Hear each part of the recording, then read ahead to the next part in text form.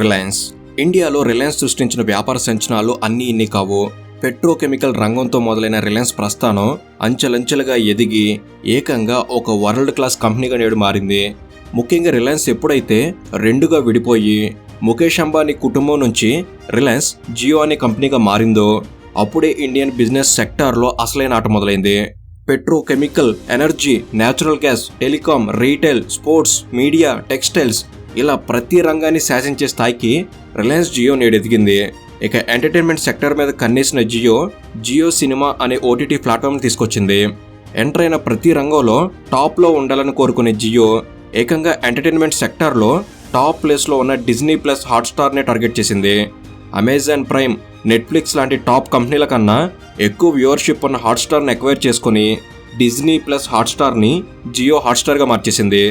అలా Indian OTT ప్లాట్ఫామ్లో top ప్లేస్లో ఉన్న హాట్స్టార్ ఇప్పుడు జియో వశమైంది. డిజ్నీతో $8.5 బిలియన్ ఒప్పందం కుదుర్చుకున్న జియో ఇప్పుడు ఎంటర్టైన్మెంట్ సెక్టార్ని ఏలేయడానికి సిద్ధమైంది. అసలు 100 సంవత్సరాలకు పైగా మీడియా అనుభవం ఉన్న డిజ్నీ, దేశ విదేశాల్లో విస్తరించిన డిజ్నీ ఎందుకని జియో లాంటి కంపెనీతో చేతులు కలిపింది? అసలు ఓటీటీ సెక్టార్లో హాట్స్టార్ అనేది ఎలా ఎదిగింది? నెట్ఫ్లిక్స్, అమెజాన్ లాంటి పెద్ద పెద్ద కంపెనీలకు సైతం సాధ్యం కాని విషయాన్ని జియో ఎలా చేయగలిగింది? ఇలా చాలా ముఖ్యమైన విషయాల్ని, దీని వెనక జరిగిన బిజినెస్ స్ట్రాటజీలని మీకు తెలిపే ప్రయత్నం చేయబోతున్నాము. వీడియో అనేది చాలా ఇన్ఫర్మేటివ్గా ఉంటుంది. ఎండ్ వరకు మిస్ కాకండి. అండ్ జియో తెలివిగా ఎదుగుతున్న ఈ విధానంపై మీ అభిప్రాయం ఏమిటి? తప్పకుండా కామెంట్స్లో తెలపండి. అండ్ ఇలాంటి మరెన్నో ఇన్ఫర్మేటివ్ వీడియోస్ని మీ కొరకు తెచ్చేందుకు మీ సపోర్ట్గా ఈ వీడియోకి జస్ట్ లైక్ చేయండి చాలు. సో లేట్ చేయకుండా let's get into the video.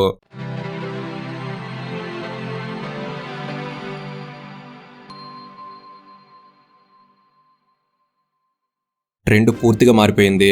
Internet విపరీతంగా అందుబాటులోకి రావడంతో డిజిటల్ కంటెంట్కి డిమాండ్ పెరిగిపోయింది. దాంతో ఓటీటీ ప్లాట్ఫామ్లకు మంచి రోజులు వచ్చాయి. ముఖ్యంగా 2014 తర్వాత ఇండియాలో ఓటీటీ మార్కెట్ చాలా ఎక్స్పాండ్ అయ్యింది. నిజానికి ఇప్పుడు టీవీ ఛానళ్ల కన్నా డిజిటల్ ప్లాట్ఫామ్లలోనే ఎక్కువ వ్యూవర్షిప్ నమోదవుతుంది. ఛాంపియన్స్ ట్రోఫీలో భాగంగా జరిగిన ఇండియా పాకిస్తాన్ మ్యాచ్ని హాట్స్టార్లో ఒకేసారి ప్రపంచవ్యాప్తంగా 60 కోట్ల మందికి పైగా చూశారు. 60 కోట్ల మంది అంటే ఇండియా జనాభాలో దాదాపుగా సగం మందితో సమానం.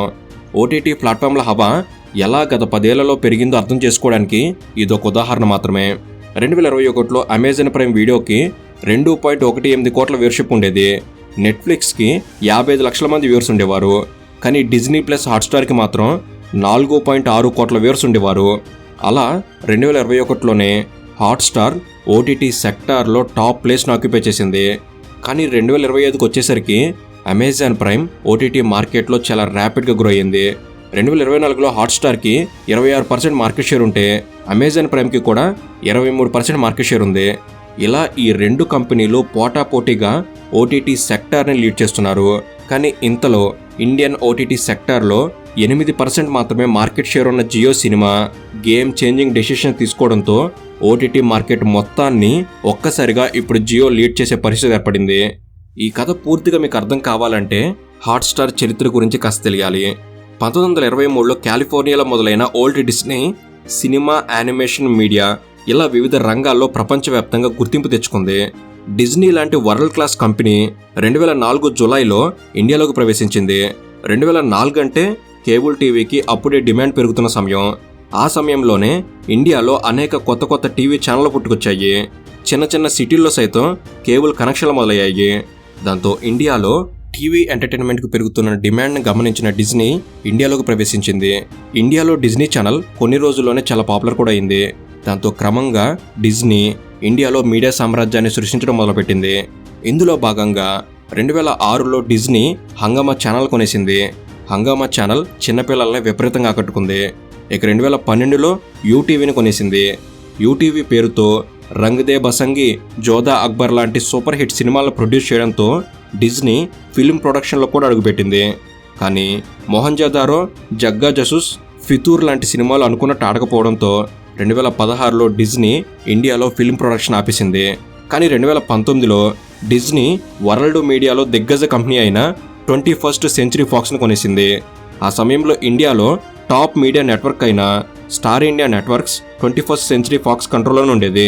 2019లో డిజ్నీ 21st సెంచరీ ఫాక్స్ను కొనేయడంతో ఇండియాలో టాప్ మీడియా నెట్వర్క్ అయిన స్టార్ నెట్వర్క్ కూడా డిజ్నీ సొంతమైంది. Star Plus, Star Gold, Star Sports ఇలా మొత్తం 80కి పైగా టీవీ ఛానల్స్ స్టార్ నెట్వర్క్లో ఉండేవి. 80కి పైగా టీవీ ఛానల్ ఉన్నాయంటే ఆశ్చర్యంగా అనిపిస్తుంది. కానీ అప్పట్లో తెలుగు, తమిళ్, కన్నడ, బెంగాలీ, మరాఠీ ఇలా ప్రతి ఒక్క ఇండియన్ లోకల్ లాంగ్వేజ్లో స్టార్ నెట్వర్క్స్కి ఛానల్స్ ఉండేవి. ఒక్క తెలుగులోనే స్టార్మా మూవీస్, స్టార్మా మ్యూజిక్ ఇలా చాలా ఛానల్స్ ఉన్నాయి. అలా స్టార్ నెట్వర్క్లో ఉన్న 80కి పైగా టీవీ ఛానల్స్, వీటితో పాటు హాట్స్టార్ అనే ఓటీటీ ప్లాట్ఫామ్ కూడా ఉండేది. 2015లోనే స్టార్ ఇండియా నెట్వర్క్స్ వారు హాట్స్టార్ ఓటీటీని ప్రారంభించారు. స్టార్ నెట్వర్క్స్ టీవీ ఛానల్స్లో టెలికాస్ట్ చేసే కంటెంట్ అంతా కూడా తీసుకొచ్చి హాట్స్టార్ రూపంలో ఓటీటీలో అందుబాటులో ఉంచేవారు. కానీ 2019 తర్వాత హాట్స్టార్ కూడా డిజ్నీకి సొంతమైంది. అలా 2019లో హాట్స్టార్ కాస్త డిజ్నీ ప్లస్ హాట్స్టార్గా మారింది. నిజానికి 2016 నుంచి ఓటీటీ మార్కెట్ విస్తరించడం మొదలైంది. దానికి ప్రధానమైన కారణం రిలయన్స్ జియో. 2015 డిసెంబర్ 27న జియో లాంచ్ అయింది. టెలికాం సెక్టార్లో తన స్థానాన్ని సుస్థిరం చేసుకోవడం కోసం 2016లో జియో అన్లిమిటెడ్ ఫ్రీ ఇంటర్నెట్ను పరిచయం చేసింది. జియో తీసుకున్న ఈ నిర్ణయంతో ఇండియన్ టెలికాం సెక్టార్కే కాదు, ఇంటర్నెట్ ఆధారంగా పనిచేసే చాలా కంపెనీలకు ఉపయోగపడింది. 2016కు ముందు ఇంటర్నెట్ రీఛార్జ్ చేయించడం చాలా మందికి భారంగా భావించేవారు. కానీ మార్కెట్లోకి జియో రావడం, అన్లిమిటెడ్ ఫ్రీ ఇంటర్నెట్ ప్రకటించడంతో స్మార్ట్ ఫోన్లకు డిమాండ్ పెరిగింది. సోషల్ మీడియా, డిజిటల్ కంటెంట్ వాటికి ప్రజలు అలవాటు పడ్డారు. ఎంతలా అంటే ఇంటర్నెట్ అనేది నిత్యావసరం, అత్యవసరం అన్నట్టుగా పరిస్థితి మారిపోయింది. దాంతో ఓటీటీ సెక్టార్కి కూడా మంచి బూస్టింగ్ లభించింది. అయితే స్టార్ నెట్వర్క్ దగ్గర ఉన్నంత కంటెంట్ వేరే ఏ ఇతర ఓటీటీ ప్లాట్ఫామ్ల దగ్గర లేదు. స్టార్ నెట్వర్క్స్లో స్పోర్ట్స్ ఛానల్స్ కూడా ఉన్నాయి. దాంతో హాట్స్టార్లో స్పోర్ట్స్ కంటెంట్ కూడా ఉండేది. వరల్డ్ కప్ లాంటి ICC events star network telecast చేసేది. దాంతోపాటు 2017లో స్టార్ నెట్వర్క్స్ 16,347 కోట్ల రూపాయలు ఖర్చు చేసి 2021 వరకు ఐపీఎల్ టెలికాస్ట్ రైట్స్ని సొంతం చేసుకుంది.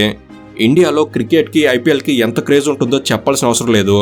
దాంతో క్రికెట్ ఫ్యాన్స్ అందరికీ హాట్స్టార్ ఫేవరెట్ ఓటీటీగా మారిపోయింది. ఒక్క క్రికెట్ మాత్రమే కాదు, ప్రో కబడ్డీ, ఖోఖో, టెన్నిస్ ఇలా చాలా రకాల గేమింగ్ కంటెంట్ హాట్స్టార్లో ఉంటుంది.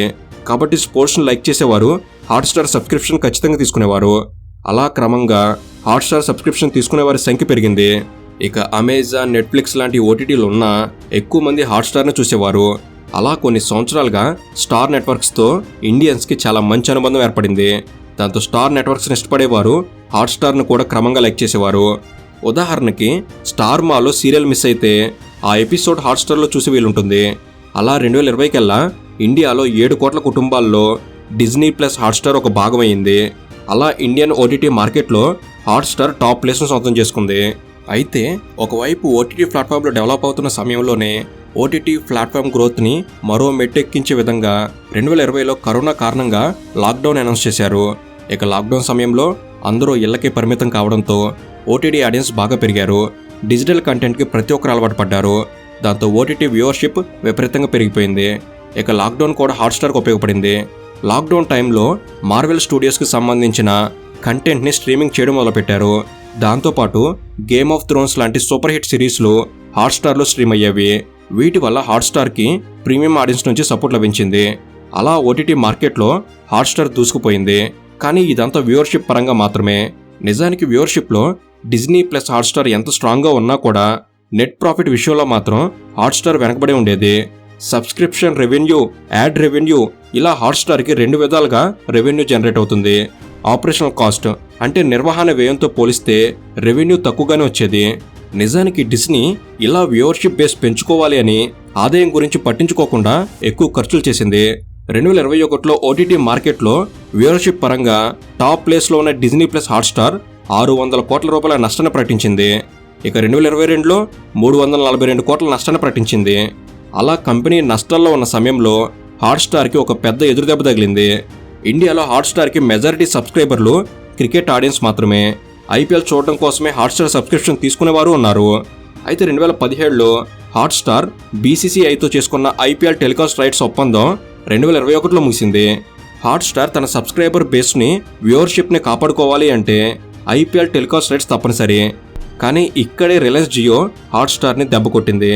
ముఖేష్ అంబానీకి చెందిన వయాకామ్ 18 అనే కంపెనీ ఐపీఎల్ డిజిటల్ రైట్స్ని 20,500 కోట్ల కొనుగోలు చేసేసింది. 2022 నుంచి 2026 వరకు ఈ ఐపీఎల్ డిజిటల్ రైట్స్ ముఖేష్ అంబానీకే సొంతం.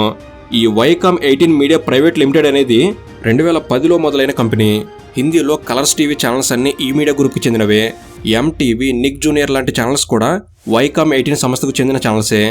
వైకామ్ 18లో రిలయన్స్ ఇండస్ట్రీకి 70% వాటా ఉంది.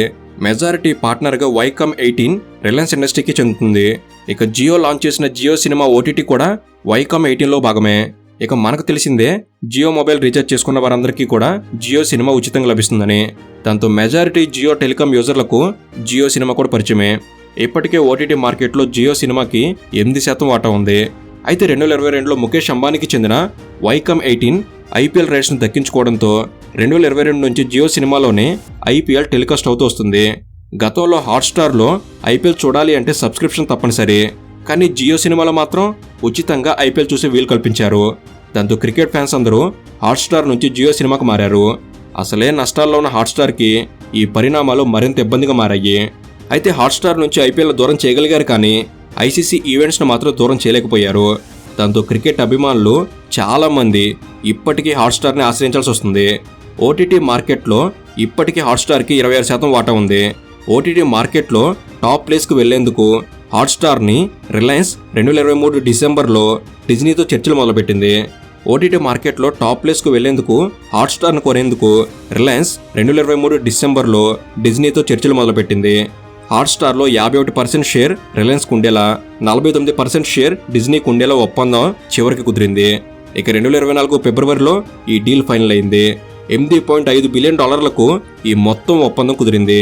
ఇక 2024 నవంబర్లో అఫీషియల్గా రిలయన్స్తో డిజ్నీ చేసుకున్న ఒప్పందం ఖరారైంది. దాంతో డిజ్నీ ప్లస్ హాట్స్టార్ 2024 నవంబర్ నుంచి జియో హాట్స్టార్గా మారింది. అవకాశం చూసి రిలయన్స్ హాట్స్టార్ని దెబ్బకొట్టడంతో డిజ్నీ ప్లస్ హాట్స్టార్ కనుమరుగై జియో హాట్స్టార్ మొదలైంది. జియో సినిమాకున్న 8% మార్కెట్ షేర్, హాట్స్టార్కి ఉన్న 26% మార్కెట్ షేర్, ఈ రెండూ కలిసి ప్రస్తుతం జియో హాట్స్టార్కి 34% మార్కెట్ షేర్ సొంతమైంది. మొత్తానికి రిలయన్స్ హాట్స్టార్ని ఖతం చేసి ఓటీటీ రంగంలో కూడా టాప్ ప్లేస్ని సాధించింది. ఇక్కడ రిలయన్స్ ఉపయోగించిన బిజినెస్ స్ట్రాటజీ గమనిస్తే ముందు ప్రత్యర్థి కంపెనీ బలాన్ని దెబ్బకొట్టింది. ఆ తర్వాత అదును చూసి పార్ట్నర్షిప్ ప్రపోజల్ పెట్టింది. మొత్తానికి ఓటీటీ మార్కెట్ను కూడా శాసించడానికి రెడీ అయ్యింది. సో ఇది ఫ్రెండ్స్ జియో హాట్స్టార్ వెనక ఉన్న అసలు కథ. ఈ వీడియో అనేది మీరు కొన్ని కొత్త విషయాలు తెలుసుకోవడంలో ఎంతో కొంత ఉపయోగపడిందని నేను భావిస్తున్నాను. అండ్ జియోకి ఈ బిజినెస్ స్ట్రాటజీస్ మీకు ఎలా అనిపించాయి తప్పకుండా కామెంట్స్లో తెలపండి. అండ్ ఇలాంటి మరెన్నో ఇన్ఫర్మేటివ్ వీడియోస్ అనేవి ఇక నుంచి వెంటనే రాబోతున్నాయి. అవన్నీ మీ వరకు చేరేందుకు తప్పకుండా మన తెలుగు నాలెడ్జ్ సబ్స్క్రైబ్ చేసుకుని బెల్ని ఆల్లో పెట్టుకోగలరని మనవి. Thank you for watching. Have a good day.